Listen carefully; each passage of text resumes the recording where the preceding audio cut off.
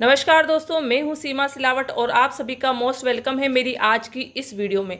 दोस्तों, आज हम बात करेंगे काल सर्प दोष के बारे में। शायद ही ऐसा कोई व्यक्ति होगा, ऐसा कोई बंदा होगा जिसको इस दोष के बारे में जानकारी नहीं हो या यह दोष उन्होंने सुना हुआ नहीं हो। चाहे किसी को एस्ट्रोलॉजी में कुछ भी समझ में नहीं आता या एस्ट्रोलॉजी में इंटरेस्ट भी नहीं है, फिर भी काल सर्प दोष के बारे में सभी जानते हैं। और जो दूसरे एस्ट्रोलॉजर हैं या जो पंडित हैं, उन्होंने काल सर्प दोष को इतना बड़ा चढ़ाकर बताया है कि इससे बहुत नुकसान होते हैं, बहुत सारी जो हानियां हैं वो लाइफ में उठानी पड़ती हैं। तो एक जो डर है, एक जो भय है, वो सभी के मन में है इस दोष को लेके। तो वास्तव में ये जो दोष है वह इतना हानिकारक होता है, बहुत ज़्यादा प्रॉब्लम क्रिएट करता है लाइफ में। या यह दोष है वो कैसे बनता है और इसके जो नुकसान है, इसकी जो नेगेटिव एनर्जी है वो कैसे काम करती है, कैसे कुंडली में ये वर्क करती हैं, वो आपको इस वीडियो में पूरा पता चल जाएगा। और आपके मन में जो भी भ्रांतियां हैं, जो डाउट हैं, जो डर है इस दोष को लेके, वो भी सारे क्लियर हो जाएंगे। क्योंकि जब आप खुद देखना सीख जाएंगे कि काल सर्प दोष कैसे बनता है, इसका जो लॉजिक है वह सीख जाएंगे कि यह कैसे कुंडली में काम करता है, किन ग्रहों की युति से काम करता है, किस घर पे इफेक्ट करता है, तो आपको पूरा ये क्लियर हो जाएगा। और आपके मन में भी जो डर है, भय है काल सर्प दोष को लेके, वो सारा दूर हो जाएगा। दोस्तों, जो वैदिक एस्ट्रोलॉजी है, ये जो हमारी पूरी कुंडली है, इसकी उत्पत्ति हुई है वेदों से। इस जो वैदिक एस्ट्रोलॉजी है उसको आप वेदों की आंख भी कह सकते हैं। और जो लघु पारशरी है उसमें भी कुंडली का पूरा डिटेल में वर्णन किया गया है कि कुंडली में कैसे देखी जाते हैं, एक एक घर का बिल्कुल डिटेल में वर्णन है। तो अगर आप वेदों को भी उठा के देखें या लघु पारशरी भी अगर आप इंटरेस्ट रखते हैं तो उसको भी अगर आप पढ़ें, तो कहीं पर भी आपको काल सर्प दोष के बारे में कोई चर्चा नहीं मिलेगी। तो अगर यह काल सर्प दोष हमारे वेदों में नहीं है, हमारे ग्रंथों में नहीं है, हमारे पुराणों में नहीं है, हमारे जो लघु पारशरी है जहाँ से उत्पत्ति हुई है इस कुंडली की, इस ज्योतिष की, वहाँ पर भी इसका वर्णन नहीं है, तो यह काल सर्प दोष आया कहाँ से है, इसकी उत्पत्ति कहाँ से हुई है। हमारे जो पूर्वज हैं, अगर आपके घर में आपके बड़े बुजुर्ग हैं, आपके दादाजी हो या आपके पिताजी हो, तो आपने उनके मुंह से भी कभी नहीं सुना होगा काल सर्प दोष के बारे में। लेकिन आजकल यह जो दोष है वो बहुत ही पॉपुलर है, जैसे कि एक फैशन होता है, एक ट्रेंड जो होता है वो इस दोष का चल रहा है। और इस दोष में बहुत खर्चा भी करवाया जाता है, पूजा करवाई जाती है।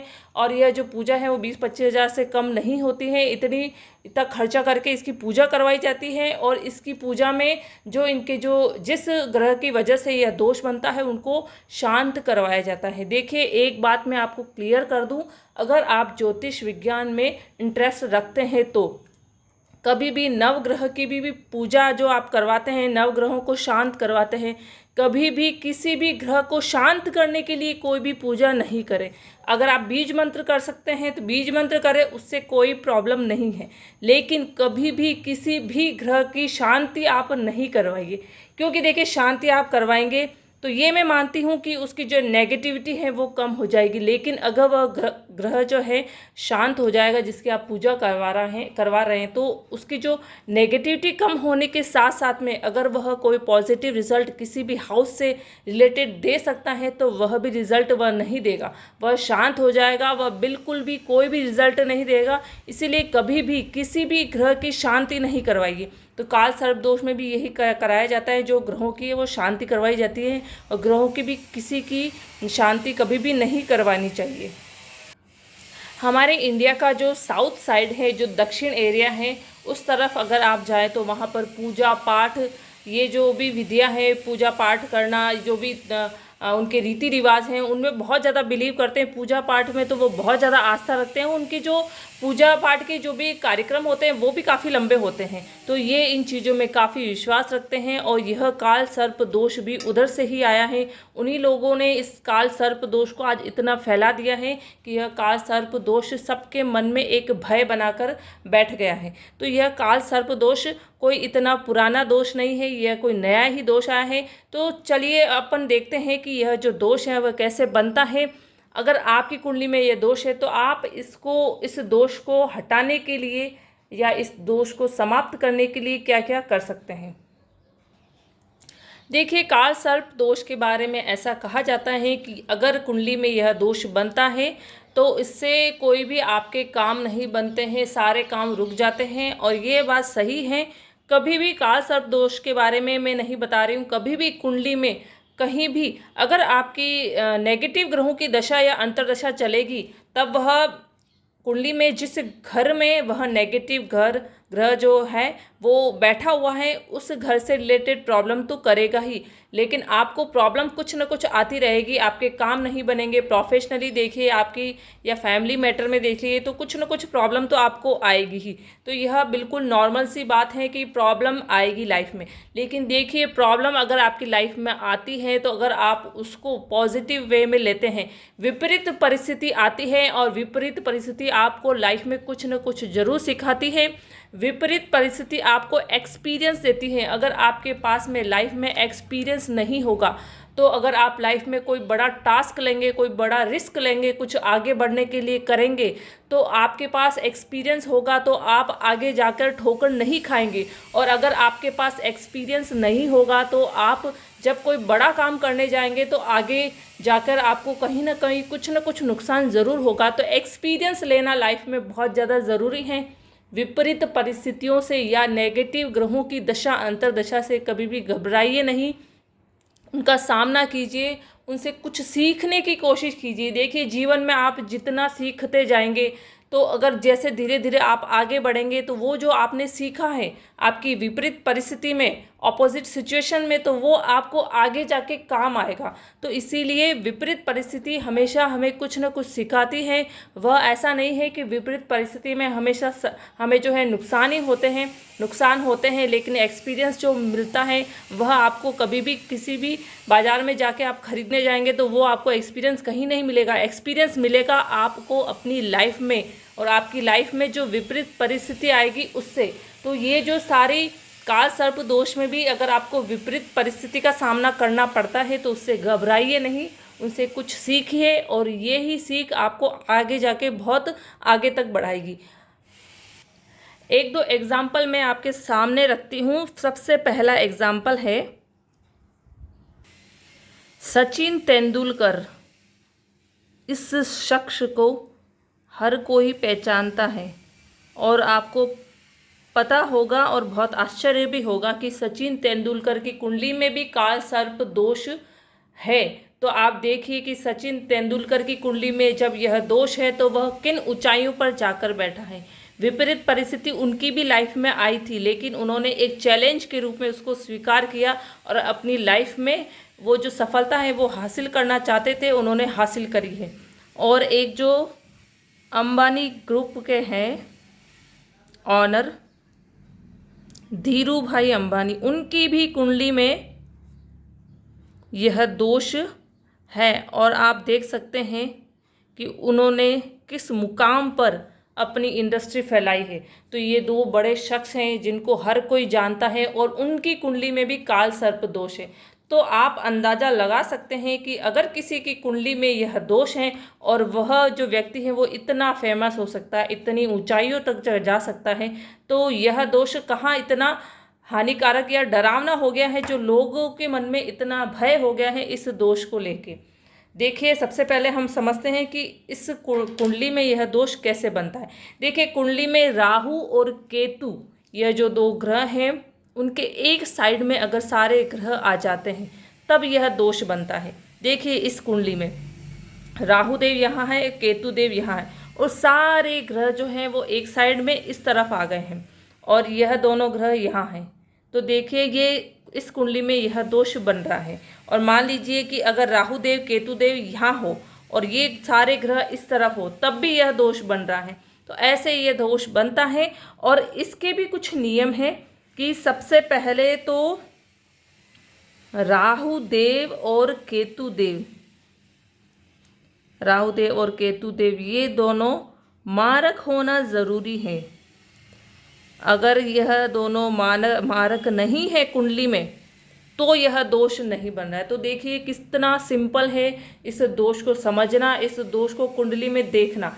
राहु देव और केतु देव योग कारक हैं, तो तो भी अगर सारे ग्रह अगर एक साइड में है राहु देव के केतु देव के, तो भी यह दोष नहीं बनेगा। ऐसा नहीं है आपने कुंडली में देखा कि सारे ग्रह राहु देव केतु देव इस तरफ है या इस तरफ है और सारे ग्रह उनके अंडर में आ रहे हैं राहु देव केतु देव के, तो आपको लगा कि ये दोष बन गया। नहीं, राहु देव केतु देव योग कारक है या मारक है, यह भी आपको देखना जरूरी है। और अगर राहु देव और केतु देव 0 डिग्री पावर के हैं तब भी यह दोष नहीं बनेगा, क्योंकि राहु देव और केतु देव से यह दोष बनता है। अगर उनमें ही पावर नहीं है तो यह दोष कैसे बनेगा। तो यहाँ पर देखिए, केतु देव तो त्रिक भाव में है तो मारक हो गया, लेकिन राहु देव वृषभ राशि के साथ में, आपको पता होगा कि वृषभ राशि के साथ में राहु देव उच्च के हो जाते हैं। तो इस कुंडली में राहु देव उच्च के हो गए, तो सबसे पहला हमारा नियम क्या है कि राहु देव और केतु देव दोनों मारक होने ज़रूरी है। मारक यहाँ पर एक नहीं है, एक ही है। राहु देव योग कारक हैं और केतु देव मारक हैं, तो यहाँ पर भी इस कुंडली में यह दोष नहीं बनेगा। तो यह है इसकी कहानी कि हम कैसे देखें काल सर्प दोष। बहुत इजी है। राहु देव और केतु देव के एक साइड में सारे ग्रह हो, राहु देव केतु देव मारक होने चाहिए, 0 डिग्री नहीं होने चाहिए। अगर 0 डिग्री है तो भी यह दोष नहीं बनेगा। तो बहुत सिंपल है आपको यह देखना। और यह काल सर्प दोष ऐसे नहीं है कि किसी की कुंडली में बना है तो जीवन भर इसको यह दोष भुगतना पड़ेगा। इस दोष से जो भी नुकसान है वह उस व्यक्ति को, उस जातक को झेलने पड़ेंगे, ऐसा कुछ भी नहीं है। अगर यह दोष बनता है तो यह इसकी दशा अंतरदशा में, राहु देव और केतु देव की दशा अंतरदशा में ही यह दोष बनेगा। और इस दोष से आपको जो भी नुकसान है वह होंगे, और वह भी कैसे होंगे। देखिए, राहु देव और केतु देव जिस घर में बैठे हैं, कुंडली में किसी भी घर में अगर दोनों मारक हैं फिर यह दोष बनता है। फिर आप देखिए कि राहु देव और केतु देव जिस घर में बैठे हैं उस घर से रिलेटेड प्रॉब्लम क्रिएट करेंगे। और राहु देव और केतु देव की जो दृष्टियां हैं, राहु देव और केतु देव की दृष्टि है 5वीं, 7वीं और 9वीं, 3 दृष्टि होती हैं राहु देव और केतु देव की। तो ये तीनों दृष्टियां जिस जिस घर पे, जिस जिस भाव में यह दृष्टियां पड़ेगी उस घर से रिलेटेड वह प्रॉब्लम क्रिएट करेंगे राहु देव और केतु देव। और वह भी तभी करेंगे जब राहु देव और केतु देव की दशा अंतरदशा चलेगी तब। तो देखिए, बहुत ही सिंपल सा है इसको समझना। और जब काल सर्प दोष यह बनेगा दशा अंतरदशा में तभी यह प्रॉब्लम क्रिएट करेगा। और ऐसा भी नहीं है कि बहुत बड़ी कोई प्रॉब्लम क्रिएट होगी, जिस घर में है उससे रिलेटेड प्रॉब्लम होगी। और जो घर में योग कारक ग्रह हैं या कोई राजयोग बन रहा है कुंडली में तो उससे रिलेटेड आपको लाभ ज़रूर होंगे। ऐसा नहीं है कि काल सर्प दोष बन गया है तो आपकी पूरी कुंडली खराब हो गई है, आपको कोई लाभ नहीं होगा, भई आपकी कुंडली है जो बिल्कुल ही यूजलेस हो गई, ऐसा कुछ भी नहीं है। अगर आपकी कुंडली में राजयोग बन रहा है तो वह राजयोग बन के रहेगा। काल सर्प दोष से उस राजयोग का कोई लेना देना नहीं है। राजयोग की जिस ग्रह से बन रहा है, जब वह ग्रह एक्टिव होगा तो वह राजयोग आपका ज़रूर बनेगा, उससे रिलेटेड जो भी लाभ है वह आपको ज़रूर मिलेंगे। तो यह हो गया काल सर्प दोष कैसे देखते हैं। फिर अगर आपकी कुंडली में यह दोष बन रहा है तो फिर आप क्या करें। डरने की ज़रूरत नहीं है, नहीं आपको इतने हज़ारों रुपए खर्च करने की ज़रूरत है इसकी पूजा पाठ पर। ऐसा नहीं है कि मैं कह रही हूँ इसलिए आप बिलीव कर लीजिए। अगर आपकी कुंडली में यह दोष बन रहा है, राहु देव और केतु देव की दशा अंतरदशा चल रही है, आपको प्रॉब्लम हो रही है, लाइफ में कुछ न कुछ बाधाएं आती जा रही हैं, तो जो मैं बता रही हूँ वह आप उपाय कीजिए। और अगर आपको उस उपाय से लाभ नहीं मिलता है तो फिर आप पूजा पाठ की ओर जाइए। तो सबसे पहला उपाय बीज मंत्र। बीज मंत्र से जो लाभ मिलते हैं वह किसी और उपाय से नहीं मिल सकते हैं, बहुत प्रभावशाली है। क्योंकि बीज मंत्र में जो भी, जैसे इसमें बीज मंत्र किसका है, राहु देव और केतु देव का, क्योंकि इनकी वजह से यह दोष बनता है। तो इन्हीं को बैलेंस करना है, इन्हीं की जो नेगेटिविटी है उनको कम करना है। तो राहु देव और केतु देव के जो बीज मंत्र हैं, वो जो बीज मंत्र हैं वो सिर्फ शब्दों का समूह नहीं होता है, एक वाइब्रेशन होता है, एक पॉजिटिव एनर्जी होती है। तो जब आप वह बीज मंत्र करेंगे तो उस पॉजिटिव एनर्जी का जो इफ़ेक्ट है वो आपके ऊपर होगा, आपके घर में होगा। और जो राहु देव और केतु देव जो नेगेटिव रिजल्ट दे रहे हैं, धीरे धीरे वो भी बैलेंस में हो जाएंगे, उनकी नेगेटिविटी भी कम हो जाएगी। तो बीज मंत्र से जो है फ़ायदे वो बहुत अच्छे हैं। अगर आप एक बार आप करके देखेंगे तभी आपको लाभ मिलेगा। बीज मंत्र 108 बार कीजिए, डेली कीजिए। राहु देव और केतु देव के शाम को 6 बजे बाद कीजिए, क्योंकि ये मतलब दुष्ट और पापी ग्रहों की गिनती में आते हैं। तो इनके जो बीज मंत्र हैं वह शाम को ही किए जाते हैं, सूर्यास्त के बाद में। और सिद्ध होने तक बीज मंत्र कीजिए। अगर आप बीज मंत्र शुरू करते हैं बीच में ही छोड़ देते हैं तो आपको उसका लाभ नहीं मिलेगा, क्योंकि बीज मंत्र अगर आप करते हैं तो पूरे उनको सिद्ध कीजिए। सिद्ध करेंगे तभी आपको उसका पूरा लाभ मिल पाएगा। सेकंड है कि महामृत्युंजय का पाठ कीजिए, इससे भी काल सर्प दोष का निवारण बहुत जल्दी हो जाता है। 11,000 बार करना है, 108 बार ही करना है डेली आपको, या आपको मॉर्निंग में करना है। तो महामृत्युंजय का पाठ कीजिए, उससे भी आपको बहुत लाभ मिलेगा। कोई आपका 1 रुपया लगने वाला नहीं है, आपका समय लगेगा, आपकी इसमें श्रद्धा लगेगी, आपके भाव लगेंगे, तो यह बीज मंत्र ज़रूर काम करेंगे। और फिर बात करते हैं अगर आप लोग रुद्राक्ष भी धारण करना चाहते हैं तो इसके वो भी धारण कर सकते हैं। वो है राहु देव का 7 मुखी रुद्राक्ष और राहु देव का 8 मुखी रुद्राक्ष और केतु देव का 9 मुखी रुद्राक्ष। यह अगर आप धारण करते हैं तो भी राहु देव और केतु देव की नेगेटिविटी कम हो जाएगी और इस दोष का जो प्रभाव है वह आपकी लाइफ में बिल्कुल ख़त्म हो जाएगा। तो ये बहुत सिंपल से उपाय हैं, हर कोई कर सकता है, कोई प्रॉब्लम नहीं है। रुद्राक्ष अगर धारण करते हैं तो आपको जो फिजिकली जो आपको बेनिफिट है वो भी आपको काफ़ी मिलेंगे। रुद्राक्ष तो बहुत अच्छा रहता है। बीज मंत्र करेंगे तो बीज मंत्र भी आपको बहुत ही लाभ देगा, आपको बहुत फ़ायदे होंगे इससे, और आपका कोई भी खर्चा भी नहीं होगा। तो दोस्तों, आपको यह वीडियो कैसी लगी है? इस वीडियो को आप आगे से आगे शेयर कीजिए, क्योंकि यह दोष बहुत ज़्यादा चलन में है। तो हो सकता है कि किसी की कुंडली में यह दोष बन रहा है और अगर वह अफोर्ड नहीं कर सकता है पूजा पाठ, तो यह सिंपल से बीज मंत्र और उपाय करके वह इस दोष को अपनी कुंडली से समाप्त कर सकता है। तो आप शेयर कीजिए, यह एक ज्ञान है जो और लोगों तक पहुँचे तो और लोगों को इसका लाभ मिलेगा। और मेरी वीडियो को आप सब्सक्राइब ज़रूर कीजिए। न्यू अगर व्यूअर हैं तो मेरी वीडियो को सब्सक्राइब कीजिए, तो नई जो भी वीडियो मैं अपलोड करूँगी वो डायरेक्टली आप तक पहुँच जाएगी। मेरी वीडियो को लाइक कीजिए। और अगर आप भी इंटरेस्टेड हैं ज्योतिष शास्त्र में, एस्ट्रोलॉजी में, तो एक एक वीडियो को ज़रूर देखिए। बहुत ही इम्पोर्टेंट टॉपिक है और आपको बुक से भी इतना अच्छा समझ में नहीं आएगा जितना कि आपको वीडियो से समझ में आएगा। Okay, thank you.